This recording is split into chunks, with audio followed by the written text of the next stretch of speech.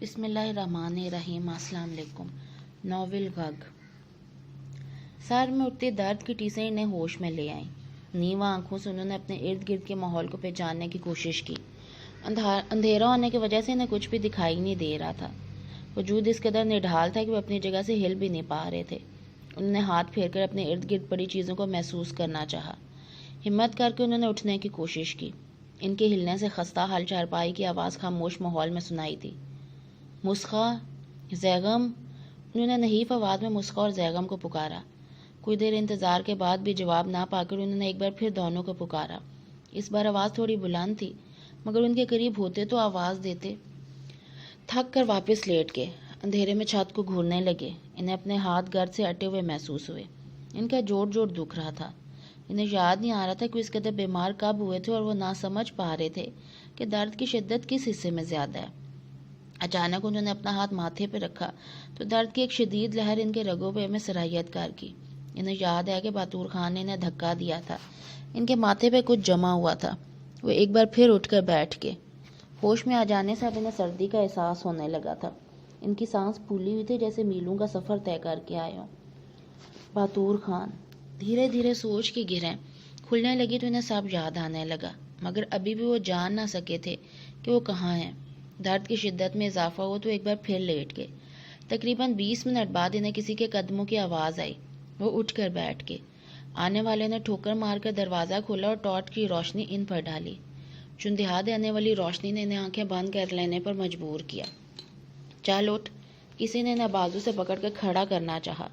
وہ باتور خان کی آواز پہچان گئے تھے۔ باتور خان، مجھے جانے دو۔ میرے بیٹے کو جیسا ہی معلوم ہوگا تو وہ تم لوگوں تک پہنچنے میں ایک لمحہ بھی نہیں لگائے گا۔ وہ سنبھل کر چارپائی سے اترے۔ ابھی تک تیری اکڑ نہیں ختم ہوئی۔ تیرے بیٹے کو تو ہم نے کب کو اوپر پہنچا دیا، اب تیری باری ہے۔ باتور خان نے دروازے کی جانب دھکیل کے ہنستے ہوئے کہا، جھوٹ بول رہے ہو تم میں اتنی ہمت نہیں ہے کہ میرے شیر تک پہنچ سکو، اور تم لوگوں کو جہنم واصل کرے گا، دیکھ لینا۔ انہوں نے مضبوطی سے دروازے کو پکڑ کر خود کو گرنے سے بچایا۔ خاموشی سے چلو۔ باتور خان نے انہیں دھکا دیا تو وہ سنبھل نہ سکے اور دروازے سے باہر جا گرے۔ باتور خان نے آگے بڑھ کے انہیں اٹھایا، ان کی آنکھوں پہ پٹی باندھی اور انہیں اپنے ساتھ تقریباً گھسیٹتے ہوئے آگے بڑھا۔ انہیں راستے سے اندازہ ہو گیا تھا کہ اس وقت کہاں ہے۔ انہیں لیے تیز تیز قدم اٹھاتا حجرے سے باہر لے آیا۔ اس نے انہیں گاڑی میں دھکیلا اور خود تیزی سے ڈرائیونگ سیٹ پہ آ گیا۔ کہاں لے جا رہے ہو مجھے؟ انہوں نے سیدھے ہوتے ہوئے اس سے پوچھا۔ تیرے بیٹے کو تو پہنچا دیا، اب تیری باری ہے، لیکن تو فکر نہ کر، میں تجھے میر کی لاش دیکھے بنا نہیں ماروں گا۔ آخر اتنا تو تیرا حق بنتا ہے کہ اپنے منہ بولے بیٹے کی لاش سے لپٹ کر ماتم کرے۔ باتور خان نے ذہنی طور پہ ٹارچر کرنا چاہا۔ جھوٹ ہے یہ، زمان خان تڑپ کر بولے۔ کیوں، وہ شہر نہیں گیا ہوا؟ وہیں مارا ہے ہم نے اسے، اب تجھے بھی وہیں لے جانا ہے تاکہ تو بھی اس کی آخری رسومات میں حصہ لے سکے۔ اب ہم اتنے بھی سنگ دل نہیں کہ تجھے اس کا آخری دیدار بھی نہ کرنے دیں۔ باتور خان کا کہکا اور ان کے الفاظ ان کا سینہ چیر گئے۔ ایسا نہیں ہو سکتا۔ ان کی آنکھوں سے سیلیں رواں بہہ کر ان کے چہرے اور آنکھوں پہ بندھی پٹی کو بھگوتا جا رہا تھا۔ افسوس چاچا، ہم تو تجھے تیرے بیٹے سے ملوا رہے ہیں اور تو رو رہے۔ دیکھ، رو نہیں، اب سب کچھ ٹھیک ہو جائے گا، سب کا مقصد پورا ہو جائے گا۔ خان جی کو 2 اور قبریں بنانے کی چاہے وہ پوری ہو جائے گی، میری چاہ مسکا ہے، مجھے مل جائے گی۔ ہائے مسکا، اس نے آوارہ لہجے میں مسکا کا نام لیا۔ چپ کرو غلیظ انسان، تمہاری تو غیرت کو آگ لگ گئی ہے۔ میری پاکیزہ بیٹی کا نام بھی اپنی گندی زبان پر نہ لانا، ورنہ زبان گدی سے کھینچ لوں گا۔ انہوں نے کھڑے ہو کے آواز کے سمت دونوں ہاتھ بڑھا کے اس کے بال مٹھیوں میں جکڑ کر کھینچے۔ باتور خان بلبلا اٹھا، ذلیل کمینے۔ وہ اب اس سے مکے برسائے جا رہے تھے اور اس وقت فل سپیڈ میں گاڑی دوڑا تھا۔ اس سچویشن میں سے گاڑی چلانا دشوار ہو رہا تھا۔ پیچھے ہو۔ باتور خان نے ان کا ہاتھ پکڑ کے انہیں پیچھے دھکیلا۔ وہ سیٹ سے ٹکرائے تھے، آنسو تواتر سے ان کی آنکھوں سے بہہ رہے تھے۔ باتور خان نے اپنے بالوں میں ہاتھ پھیرا، اس کے لب سختی سے بھینچ گئے تھے۔ گاڑی نہایت تیز رفتاری سے اپنے منزل کی جانب بھاگ رہی تھی۔ زمان خان خاموشی سے بیٹھے تھے، زبان خاموش تھی مگر آنکھوں سے لگاتار آنسو بہے جا رہے تھے۔ اس لمحے وہ خود کو بہت بے بس محسوس کر رہے تھے۔ ایک ایسا بے بس شخص جو اپنے متاع ہاتھ کو اپنی آنکھوں کے سامنے ختم ہوتے دیکھ رہا ہو مگر اسے بچانے کی طاقت خود میں نہ پاتا ہو۔ ان کا دل گواہی دے رہا تھا کہ زیغم ٹھیک ہوگا، مگر جن لوگوں کے نرگے میں وہ پھنس چکے تھے ان کا ہر حد سے گزر جانا وہ اپنی آنکھوں سے دیکھ چکے تھے۔ زیغم کا بنا بتائے شہر جانا اور گاؤں نہ لوٹنا باتور خان کی باتوں سے ڈر اور خوف انہیں اپنی گرفت میں لے چکا تھا۔ انہیں اپنے دل کی رفتار کام ہوتی محسوس ہو رہی تھی، مگر وہ کیا کر سکتے تھے سوائے اللہ پر توکل کرنے کے۔ دل ہی دل میں وہ اپنے اللہ کے حضور دعا میں مشغول تھے۔ وہی ان کی آخری امید تھا، آخری سہارا تھا۔ دنیا میں خود کو خدا سمجھنے والے نے اس حال تک پہنچا دیا تھا، مگر وہ آسمانوں کا بنانے والا سب دیکھ رہا تھا، وہی انصاف کرے گا۔ گاڑی گاؤں کے حدود سے نکل کے شہر کے حدود میں داخل ہو گئی تھی۔ وہ کبھی شہر آتے نہیں تھے، اس لیے راستوں سے ناواقف تھے۔ کا گاؤں ان کے لیے پوری دنیا تھا، اس لیے انہیں معلوم نہیں تھا کہ اس وقت وہ کہاں ہیں اور یہ جگہ کون سی ہے۔ جس علاقے سے وہ گزر رہے تھے تقریباً سنسان تھا۔ اسٹریٹ لائٹس کی روشنی میں رات کے سناٹے کو چیرتی ہوئی اکا دکا گاڑی ان کے پاس سے تیزی سے گزر جاتی۔ سڑک کے کنارے گھنے درختوں کی بہتات تھی اور نظریں راستے پہ جمائے ہوئے تھے۔ ہم کہاں جا رہے ہیں؟ وہ پوچھے بغیر نہ رہ سکے۔ باتور خان نے ریویو میرر میں انہیں اپنے سرخ آنکھوں سے گھورا۔ جتنی بک بک کرنی تھی کر چکے، اب صرف ہم کہیں گے اور تم سنو گے۔ خاموشی سے بیٹھے رہو جہاں بھی جا رہے ہیں۔ اب تمہیں وہیں رہنا ہے اور کسی خوش فہمی میں مت رہنا کہ تمہیں چھوڑ دیں گے، اور نہ ہی کسی بھول میں کہ تمہیں یہاں سے کوئی چھڑا لے جائے گا۔ باتور خان بے لجک لہجے میں بولا، میں تمہارے ساتھ کہیں بھی جانے کو تیار ہوں باتور خان، مگر تم لوگ زیغم کو چھوڑو۔ ساری غلطی میری ہے، دھوکہ میں نے دیا ہے، اسے حقیقت سے روشناس میں نے کرایا ہے۔ بدلہ لینا ہے تو مجھ سے لو، میری جان لے لو، میں اف تک نہیں کروں گا۔ وہ بہتی آنکھوں کے ساتھ ہاتھ جوڑتے ہوئے بولے، واہ کیا ڈائلاگ ہے چاچا، لیکن میرے سامنے یہ ڈرامے نہ کر۔ میں تمہیں بھی جانتا ہوں اور تمہارے اس بوم بولے بیٹے میر کو بھی، اور تو فکر نہ کر، ہم تجھے جہاں پہنچائیں گے وہاں اس کا بھی ٹھکانہ بنا دیں گے۔ تم دونوں تا قیامت ساتھ ساتھ رہو گے۔ باتور خان کا احساس سے آری کہکا گاڑی میں گونجا۔ زمان خان منہ پہ ہاتھ رکھے خاموشی سے بیٹھ کے۔ گاڑی کی رفتار اب کسی حد تک آہستہ ہو چکی تھی۔ سڑک کی دائیں جانب گاڑی ڈھلوان سے نیچے اتر گئی۔ اونچے نیچے راستے سے گاڑی ہچکولے کھاتے گزر رہی تھی، جس سے راستے کی خستہ حالی کا اندازہ ہو رہا تھا۔ 20 منٹ کی ڈرائیو کے بعد گاڑی ایک گھر کے سامنے رک گئی۔ یہاں کافی اندھیرا تھا۔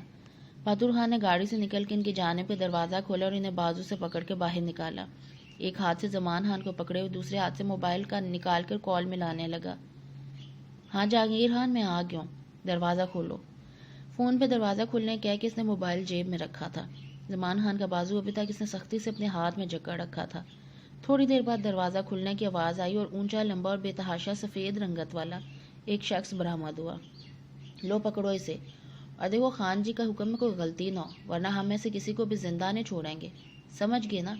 اس شخص کے اس بات میں سر ہلانے پہ باتور خان پلٹ گیا، جبکہ وہ شخص زمان خان کو مضبوطی سے پکڑ کے اندر کی جانب بڑھا اور اپنے پیچھے تیزی سے دروازہ بند کرتے انہیں ایک کمرے کی طرف لے آیا۔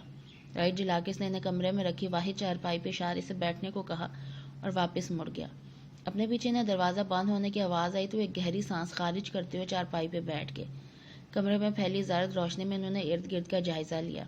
کمرے میں اس چارپائی کے علاوہ دوسرا کوئی فرنیچر اور سامان نہیں تھا جس پہ وہ براجمان تھے۔ صرف چارپائی کے دوسری جانب ایک چھوٹا سا پانی کا کولر رکھا تھا۔ کولر دیکھ کے انہیں پیاس کا احساس ہوا۔ لڑکھڑاتے قدموں سے وہ کولر کی جانب آئے تھے۔ آس پاس نظر دوڑا کے گلاس تلاش کرنا چاہا، مگر کوئی بھی برتن وہاں موجود نہیں تھا۔ انہوں نے کولر کا ڈھکن اتار کر پانی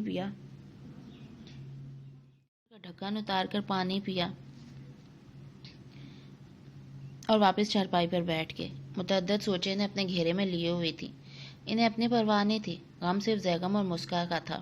ان کا رواں رواں اپنے رب کی بارگاہ میں دعا گو تھا۔ منفی سوچوں کو خود پہ حاوی نہیں ہونے دینا چاہتے تھے، مگر باتور خان کی باتوں نے انہیں پریشان کر دیا تھا۔ یا اللہ میرے بچوں کو اپنے حفظ و امان میں رکھنا، تو ہی ہمارا مددگار ہے۔ میں نے اپنے بچے تیرے حوالے کیے، تو ہی ان کا حامی و ناصر ہو۔ وہ دعا میں اٹھے اپنے ہاتھوں پہ نظریں جمائے ہوئے تھے۔ ان کے لب دھیرے دھیرے ہل رہے تھے۔ میر تم یہاں اس وقت کس کام سے آیا ہے؟ گلاب خان نے میر کو جیپ سے اترتے دیکھا تو بھاگتا ہوا اس کے پاس آیا تھا۔ چاچا بابا کو کچھ پتہ نہیں چل رہا، کیا آپ نے ان کو دیکھا تھا آج؟ زیغم نے پریشانی مسلتے ہوئے گلاب خان کی طرف دیکھا۔ گلاب خان بھی اس کی پریشان صورت دیکھ کے پریشان ہو گیا تھا۔ ہاں آیا تھا یہاں، خان جی نے بلایا تھا اس کو، میں خود لینے گیا تھا، مگر وہ تو کافی دیر پہلے چلا گیا ہوگا۔ تم تو ابھی تھانے سے آئے ہوگا، گھر جا کر دیکھو، وہیں ہوگا، اور کدھر جانا ہے اس نے؟ گلاب خان نے اس کے کندھے پہ ہاتھ رکھتے ہوئے کہا۔ زیغم کو یونیفارم میں دیکھ کے اس نے اندازہ لگایا تھا۔ اس کی بات سن کے اسے یقین ہو گیا کہ زمان خان اس وقت میرسر بلند خان کے پاس ہی ہوں گے، مگر اتنی لاپرواہی انہوں نے کبھی نہیں کی تھی۔ اگر وہ ان کے پاس کسی کام کے سلسلے میں رکے بھی تھے تو بنا بتائے کبھی نہیں رکتے۔ आपने इन्हें वापस जाते हुए देखा था? जैगम ने इनसे पूछा। वो जाते हुए तो नहीं देखा, हम यहाँ थे और वो वहाँ हुजरे में था, खान जी के पास। गुलाब खान ने नफ़ी में सर हिलाते हुए बताया। चाचा मैं घर से ही आ रहा हूँ, वापस घर नहीं पहुँचे। रहमदीन चाचा ने सारी जगह देख लिया मगर वो कहीं भी नहीं है। ज़रा मालूम करो यहाँ हवेली में तो नहीं है। जैगम ने आसपास नज़र दौड़ाई। ओ बच्चे मैं कह तो रहा हूँ वो यहाँ नहीं आया, हवेली में नहीं है वो। अगर वो यहाँ होता तो मैं तुमको बताता ना। छोटा सा सुई तो नहीं है जमान खान जो मुझको नज़र नहीं आएगा। वो गुलाब खान के साथ कदम बढ़ाता हुआ गेट के करीब आ खड़ा हुआ। अच्छा आप ज़रा खान जी को बताया, मैं इनसे मिलना चाहता हूँ अभी इसी वक्त। वो हवेली पर नज़र डालते हुए बोला। ठीक है मैं पूछता हूँ। गुलाब खान जेब से मोबाइल निकाल के जैगम से कुछ फासले पे जा खड़ा हुआ। थोड़ी देर बात करने के बाद वो वापस जैगम की तरफ आया। आ जाओ, खान जी बुला रहा है। गुलाब खान ने गेट खोल के से अंदर आने को कहा। जैगम अंदर दाखिल हुआ। तवील राहदारी से होते हुए गुलाब खान के साथ अंदर आया। रात के इस पर हवेली में खामोशी का राज था। वो धीरे धीरे कदम उठाता गुलाब खान के हमरा मीर सर बुलान खान के कमरे के पास आ रुका। गुलाब खान दस्तक देख के अंदर दाखिल हुआ और इसे भी अंदर आने का इशारा किया। जहन मुख्तलिफ सोचों के अमाज का बना हुआ था। अगर जमान खान के इनके पास था तो उसे बहुत एहतियात से बात करनी थी। इन पर बिफर कर वो इस मसले को बढ़ाना नहीं चाहता था। खान जी मीर आ गया, गुलाब खान ने इन्हें बताया। वो इस वक्त सीने तक कंबल ओढ़े नीम दराज थे, आंखें बंद थी। गुलाब खान के बताने पे वो आंखें खोल के सीधे हो बैठे। उनके सपाट दिखते चेहरे से कोई अंदाज़ा नहीं लगा पाया था। तुम जाओ गुलाब खान, उन्होंने मीर की तरफ देखते हुए गुलाब खान को जाने को कहा था। वो मज़ीद कुछ बोले बिना कमरे से निकल गया। बाबा कहाँ हैं? जैगम इनके पैरों की तरफ आ खड़ा हुआ। नज़रें इनके चेहरे पे फोकस किए हुए इसने इनसे पूछा था। वो तो घर चला गया था, हमने इसे काम से बुलाया था। उन्होंने चेहरे पे हैरानगी से जाते हुए कहा। मैं जानता हूँ कि वो यहाँ आए थे मगर वो यहाँ से वापस घर नहीं पहुँचे। जैगम ने आवाज़ को धीमा रखा। मैं कब इनकार कर रहा हूँ कि वो यहाँ नहीं आया? आया था फिर वापस चला गया और हम वहाँ से हवेली आ गए। इसके बाद हमें नहीं मालूम कि वो कहाँ गया। हवेली में तुम्हें दिखाई दिया, इसका काम हुजरे तक है। वही हमारी बात हुई थी, फिर वो चला गया। जाके हुजरे में देख लो, शायद वहीं हो। ये कहकर वो लेट के। अगर बाबा को कुछ हुआ तो मैं किसी को नहीं छोड़ूंगा, अगला सांस नहीं लेने दूंगा। इनके लापरवाह अंदाज पे वो खोल कर रह गया और वो अपने गुस्से पे काबू ना रख सका। तुम्हारे कहने का मतलब है कि हमने इसे अगवा किया है? तुम पागल होगा क्या? तुम्हारे खिलाफ कुछ भी हो जाए तुम सारा मलबा हम पे डाल देते हो, हमारी तरफ आ जाते हो। अब हम इतने भी फारिग नहीं है। एक अरसा जमान खान ने हमारी और हमारे ख़ानदान की खिदमत की है, हम इसे अगवा क्यों करेंगे? कभी एक इल्ज़ाम लगाते हो कभी दूसरा। जाओ कहीं और तलाश करो, फिर अगर तुम में फिर भी हमारी बात का भरोसा नहीं तो हवेली की जाकर तलाशी ले लो। अगर मिल जाए तो साथ ले जाना। अब जाओ यहाँ से, ये हमारे आराम का वक्त है। तुम एएसपी बन गए तो इसका ये मतलब नहीं कि किसी भी शरीफ आदमी के घर घुस आओ और बिना किसी सबूत के इस पर इल्ज़ाम लगा दो। मीर सर बुलान खान इसके तपे हुए चेहरे को बगौर देख रहे थे।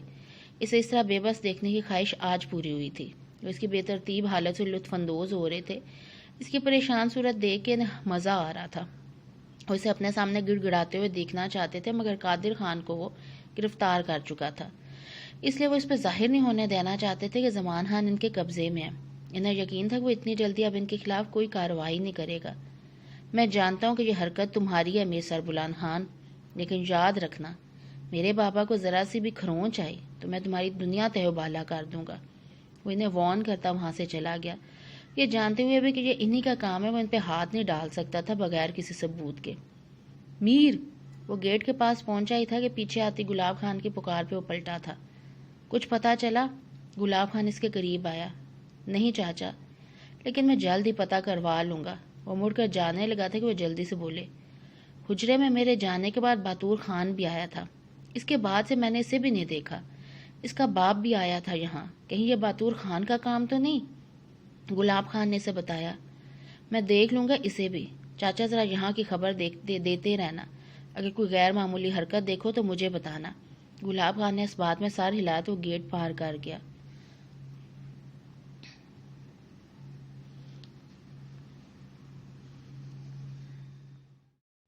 सुस्त रवि से चलते वो जीप तक आया। गाड़ी में बैठ के वो कुछ देर इसने जहन को पुरसकून होने दिया। अब अगला कदम इसने क्या उठाना था, इसी बारे में सोच के इसने जीप स्टार्ट की। एक पल को इसने सोचा कि थाने चला जाए, फिर मुस्का के ख्याल से जीप का रुख घर की जानिब कर दिया। रास्ते में इसने इंस्पेक्टर उमर खान को कॉल की, इसे इस नई सूरत हाल से आगाह किया। اسے قادر خان کے بارے میں پوچھا۔ انسپکٹر عمر خان نے اس سلسلے میں سے بے فکر رہنے کو کہا۔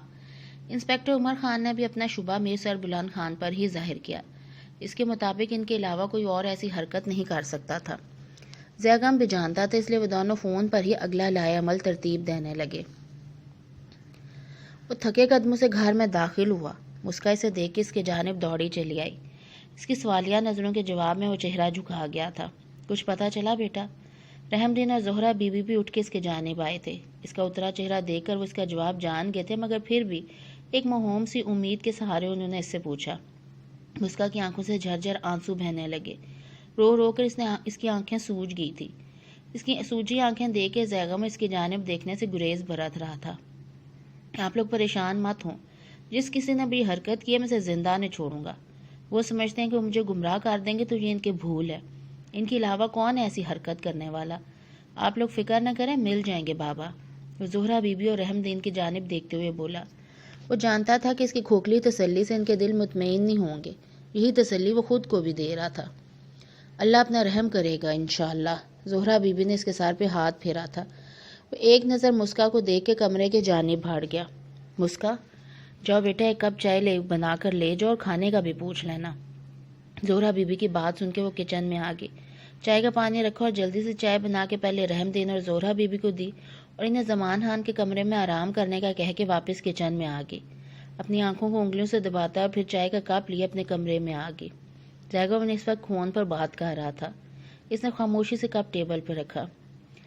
وہ جو ایڈریس میں نے دیا ہے فوراً اس جانب کسی کو بھیجو اور مجھے تمام ڈیٹیلز دو۔ میں انتظار کر رہا ہوں تمہارے فون کا۔ کسی کو ایڈریس بتا کے اس نے موبائل وہیں ٹیبل پہ رکھا اور کرسی گھسیٹ کر بیٹھ گیا۔ کھانا لاؤں؟ مسکا نے چائے کا کپ اسے پکڑاتے ہوئے پوچھا۔ زیغم نے اس کے ہاتھ سے کپ لیتے ہوئے نفی میں سر ہلایا۔ تم نے کھانا کھایا؟ زیغم نے اس کے سرخ چہرے پہ نظر ڈالی تھی۔ مسکا نے بھی نفی میں سر ہلایا۔ وہ یونیفارم تبدیل کر کے اس وقت سادہ سا لباس پہنے ہوا تھا۔ اس کے چہرے پہ جا بجا تفکرات کا جال مسکا کو اسے تسلی دینے پر مجبور کر رہا تھا، مگر الفاظ ساتھ نہیں دے رہے تھے اور نہ ہی وہ خود میں ہمت پا رہی تھی۔ مسکا، یہاں آؤ۔ زیغم نے اس کا ہاتھ تھام کے اس کے اپنے سامنے کرسی پر بٹھایا۔ تم پریشان مت ہو، بابا کل یہیں ہوں گے ہمارے درمیان۔ اس نے اپنے ہاتھ میں موجود مسکا کے ہاتھ کو نرمی سے دبایا۔ مسکا نے جھکی پلکیں اٹھائی تو اس کی آنکھوں میں پھیلتا پانی پلکوں کی بار توڑ کے گالوں پر پھیلتا چلا گیا۔ زیغم نے قریب ہو کر اس کی آنکھوں آنسو پونچھے۔ بس اب رونا نہیں ہے۔ مانا کہ تم روتے ہوئے مزید پیاری لگ رہے ہو، لیکن اس کا یہ مطلب ہرگز نہیں کہ میں تمہیں رونے دوں۔ اس کا ہاتھ تھام کے بیڈ کی جانب لیا۔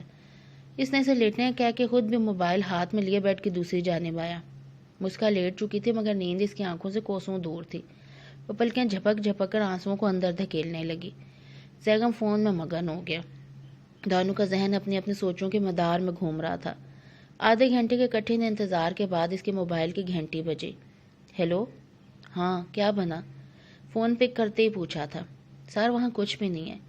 یہ علاقہ تو ایسی کارروائیوں کے لیے مشہور ہے، مگر ایسی کوئی بھی غیر معمولی حرکت وہاں میں دکھائی نہیں دی اور نہ ہی وہاں سے ہمیں کچھ ملا ہے۔ اس کی بات سن کے زیغم کی پریشانی بڑھ گئی۔ تم لوگ اسی ایڈریس پہ گئے تھے نا؟ اس نے ایک موہوم سی امید کے سہارے پوچھا۔ جی سر، یہی ایڈریس ہے، ہم ابھی بھی یہیں موجود ہیں۔ ٹھیک ہے، وہ کچھ سوچتے ہوئے بولا۔ اب ہمارے لیے کیا حکم ہے سر؟ دوسری جانب سے آواز آئی۔ تم لوگ وہاں نظر رکھو اور اگر کوئی بھی ایسی ویسی حرکت دیکھو تو فوراً مجھے انفارم کرو۔ زیغم نے اسے چند ضروری ہدایات دے کر فون بند کر دیا۔ اگر بابا وہاں نہیں ہیں تو کہاں ہو سکتے ہیں؟ اس کے علاوہ دوسری کون سی جگہ ہو سکتی ہے جہاں میر سر بلند خان بابا کو رکھ سکتا ہے؟ حویلی میں تو نہیں رکھ سکتے تو کہاں؟ اچانک اس کے ذہن میں جھماکا سا ہوا۔ وہ موبائل وہیں چھوڑ کے کمرے سے باہر نکل گیا۔ مسکا چونکہ جاگ رہی تھی اس لیے وہ بھی اس کے پیچھے آئی۔ اس وقت کہاں جا رہے ہیں؟ مسکا کی آواز پہ اس نے پلٹ کر دیکھا تھا۔ آتا ہوں ابھی، تم آ کر دروازہ بند کر لو۔ وہ چٹخنی اتار کے باہر نکل گیا۔ اس کے جانے کے بعد مسکا نے دروازہ بند کیا اور وہیں صحن میں زیغم کا انتظار کرنے لگی۔ زیغم وہاں سے سیدھا حجرے آیا تھا۔ حجرے کا گیٹ کھلا دیکھ کے اسے حیران نہیں ہوئی۔ اندر کوئی بھی موجود ہو سکتا تھا، اس لیے وہ تھوڑا محتاط ہوا۔ قدموں کی آہٹ پیدا کیے بنا وہ اندر آیا۔ برآمدے میں لگے زیرو پاور کے بلب کی روشنی صحن تک پھیلی ہوئی تھی۔ اس نے ارد گرد نظر دوڑائی۔ کسی کو بھی موجود نہ پا کر اس نے اپنے پیچھے آہستگی سے گیٹ بند کیا اور دھیرے دھیرے قدم اٹھاتا صحن کے وسط میں آ کر کھڑا ہو گیا۔ دائیں طرف بنی وہ تنگ و تاریک گلی بوگن ویلیا کی گھنی شاخوں کے جال میں چھپی کسی بھی نئے آنے والوں کی نظروں سے پوشیدہ رہ سکتی تھی، مگر اس کی نظروں سے نہیں۔ ایک بار پہلے بھی وہ اپنے باپ کی تلاش میں یہاں آیا تھا، اور آج ایک بار پھر وہ اپنے باپ کو ڈھونڈنے آیا تھا۔ ٹارچ کی روشنی میں اس نے احتیاط سے شاخوں کو پرے ہٹایا اور گلی میں آ کر رک گیا۔ ٹارچ کی روشنی دیوار پر پڑی تو اس کی نظریں خون کے جمے ہوئے نشان پہ پڑی تو اس کی دل کی دھڑکن میں اضافہ ہو گیا۔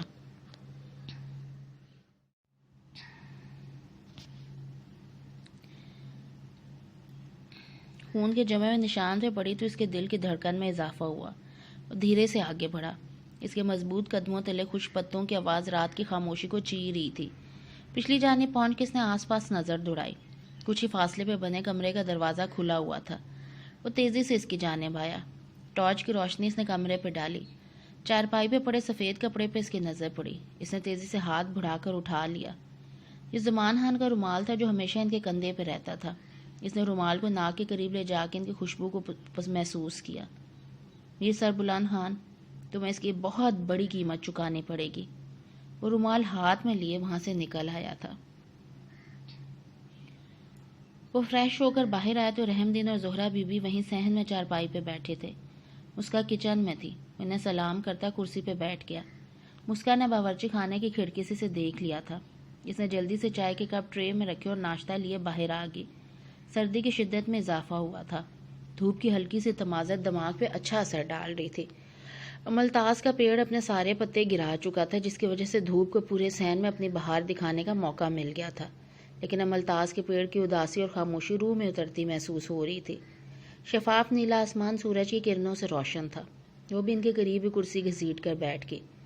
بابا کا رومال مجھے وہاں سے ملا ہے جس سے ایک بات تو واضح ہے کہ بابا انہی کے قبضے میں ہے۔ شکور تو لاک اپ میں ہے، تو یہ کام اس بار باتور خان نے کیا ہے۔ گلاب خان نے بھی کہا کہ جب بابا کو چھوڑ کے باہر آئے تھے تو وہاں باتور خان آیا تھا۔ وہ رحم دین کو بتا رہا تھا۔ مسکا نے ٹرین کے درمیان میں پڑی چھوٹی سی ٹیبل پہ رکھی اور کپ اٹھا کے زیگم کی طرف بڑھایا۔ تو تمہیں ان کے خلاف کوئی کارروائی کرنی چاہیے۔ زمان خان کا زیادہ دیر ان کے قبضے میں رہنا ٹھیک نہیں ہے، اسے نقصان بھی پہنچا سکتے ہیں۔ رحم دین بولے تو پریشانی ان کے لہجے سے ظاہر تھی۔ زہرہ بیوی اس کی ساری بات سن کے پریشان ہو گئی تھی۔ اس سلسلے میں تھانے جا رہا ہوں اور ہو سکتا ہے وہاں سے شہر چلا جاؤں، اس لیے آپ لوگ یہیں مسکا کے پاس رہیں۔ میں فون کے ذریعے رابطے میں رہوں گا۔ وہ چائے کا خالی کپ ٹیبل پہ رکھتے اٹھ کھڑا ہوا۔ رحم دین نے اس کی بات پہ سر اس بات میں ہلایا۔ تم فکر نہ کرو بیٹا، ہم یہیں ہیں۔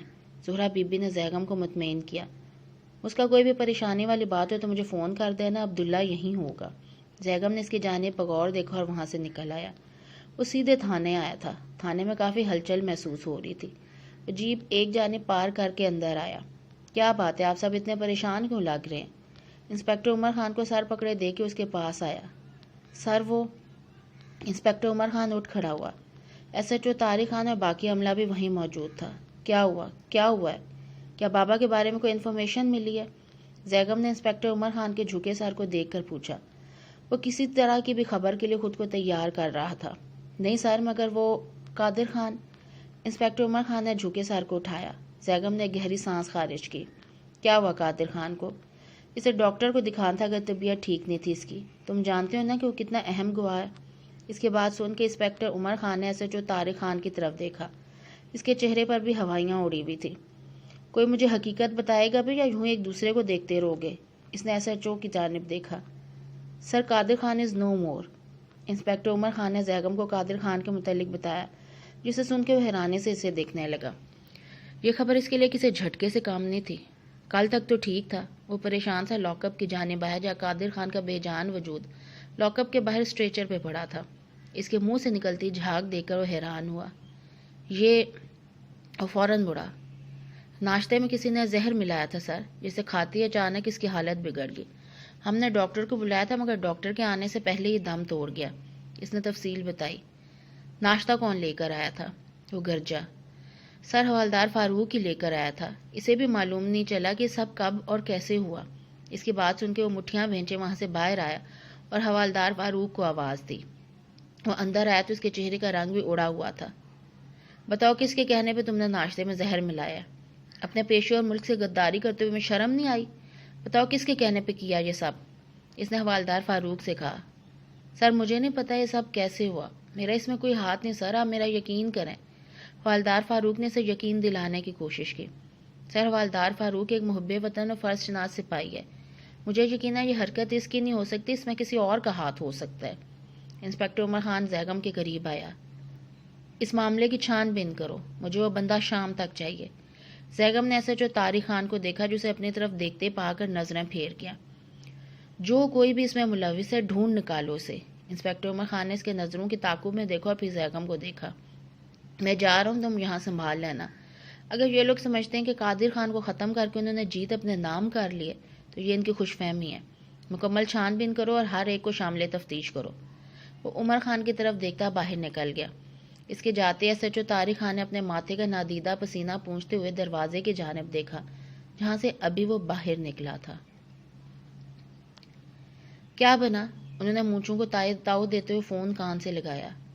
کام ہو گیا خان جی، اب چت بھی ہماری اور پٹ بھی ہماری۔ ایسی جگہ زخم لگایا کہ بلبلا اٹھے گا۔ باتور خان کی بات سن کر انہوں نے گہرا سانس لیا۔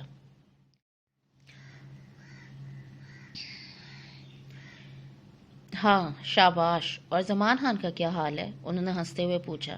بہت آرام سے ہے وہ، آپ اس کی فکر نہ کریں۔ ایسی قبر میں چھپایا کہ زیغم تو کیا اس کا باپ بھی وہاں نہیں پہنچ سکتا۔